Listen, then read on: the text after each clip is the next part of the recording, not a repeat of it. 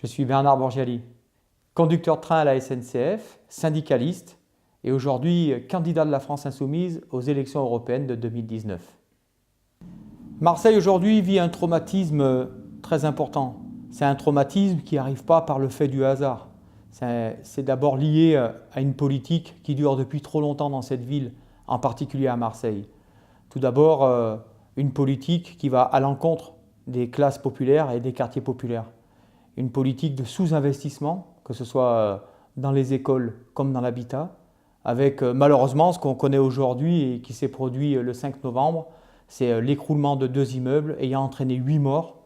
Aujourd'hui, plus de 1600 personnes qui sont déplacées, avec une mairie qui n'est toujours pas à la hauteur de la situation vis-à-vis des sans-logements.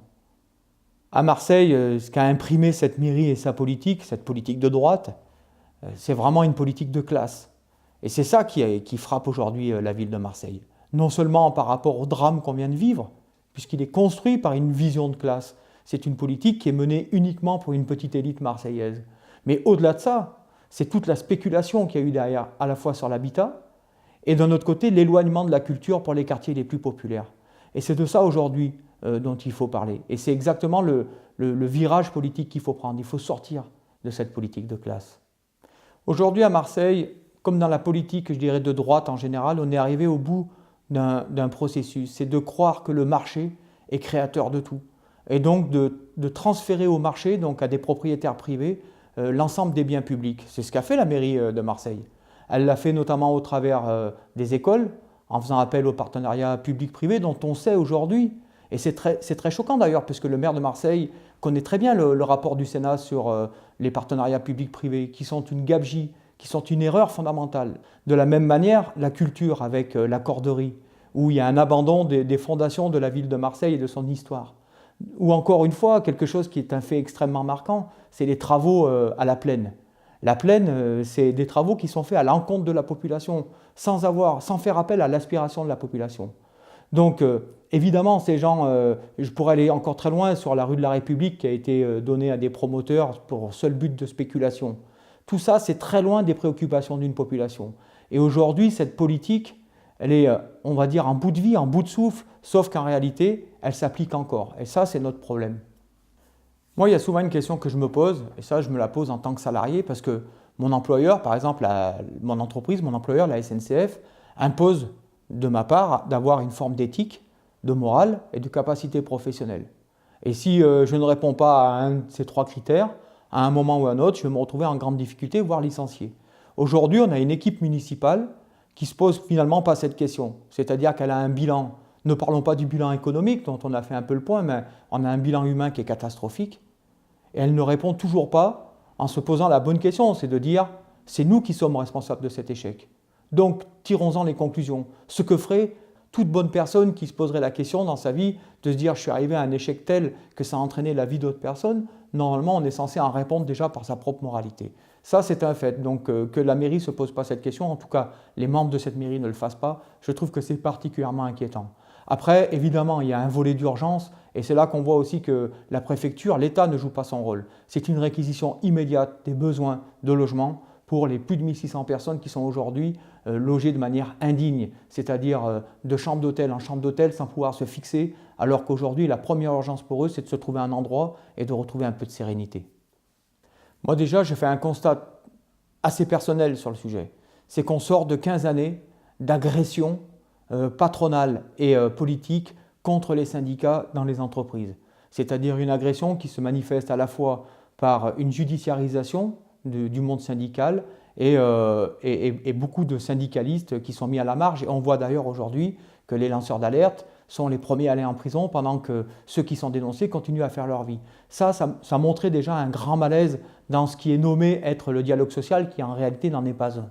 Donc à quoi ça conduit? Ça conduit à une désaffection dans l'espace public à la fois de la politique et du syndicalisme, parce qu'on se dit que ces 2 vecteurs-là ne sont plus ceux qui sont capables de porter une parole. Ça, c'est la première chose. Donc il n'est pas étonnant que ces politiques à marche forcée vers l'extrême libéralisme, qui écartent une grande partie de la population, fassent que cette population trouve des moyens, d'une manière ou d'une autre, de pouvoir s'exprimer. C'est ça l'expression des Gilets jaunes. C'est de dire « stop, on n'en peut plus ». Et on décide par nous-mêmes de prendre les choses en main, Donc il n'y a plus personne pour revendiquer si ce n'est eux-mêmes. C'est de là que part un mouvement populaire, une révolution dite citoyenne. Pour nous, la France insoumise, dans cette affaire-là, ce qu'on voit, c'est que les idées qui sont portées par les Gilets jaunes aujourd'hui, ce sont pour quasiment 80% des idées qui sont dans notre programme. Ça veut donc dire que les idées que nous portons à la France insoumise et dans le programme L'Avenir en commun sont des idées qui sont partagées par la population. Ça veut dire que la bataille des idées, déjà, nous l'avons gagnée. Maintenant, la deuxième bataille que nous devons gagner, c'est de enfin réunir ce peuple.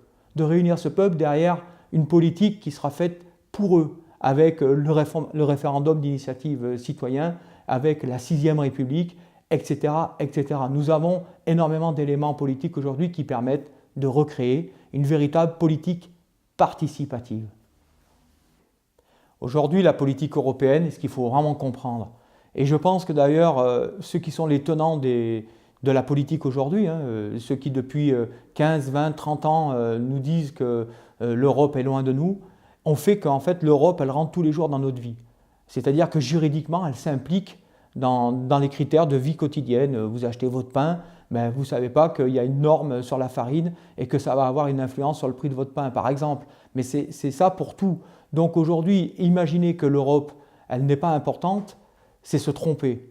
Donc pour nous, en tout cas pour moi et pour nous les candidats et candidates de la France insoumise, on a fait le constat que d'abord, il faut rentrer dans cette institution.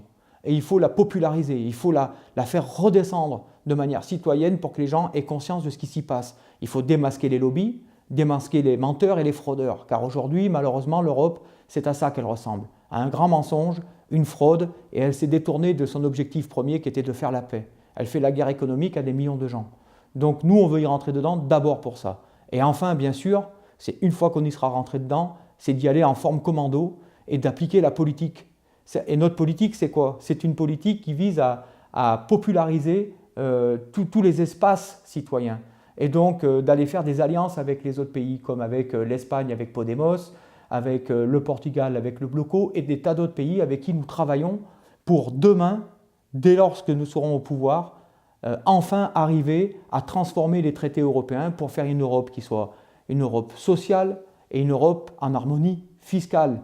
Aujourd'hui, Emmanuel Macron, je crois que tout le monde s'en est rendu compte, et particulièrement les gens qui subissent aujourd'hui, je pense notamment aux Gilets jaunes, mais pas seulement, à tous ceux qui subissent sa politique et surtout la répression qui est en face de sa politique. C'est une non-réponse, pourquoi? Parce que Emmanuel Macron applique stricto sensu la politique européenne. Il est le copiste, le petit copiste de la Commission européenne. Donc il est extrêmement zélé et il ne se pose pas de questions à l'échelon national.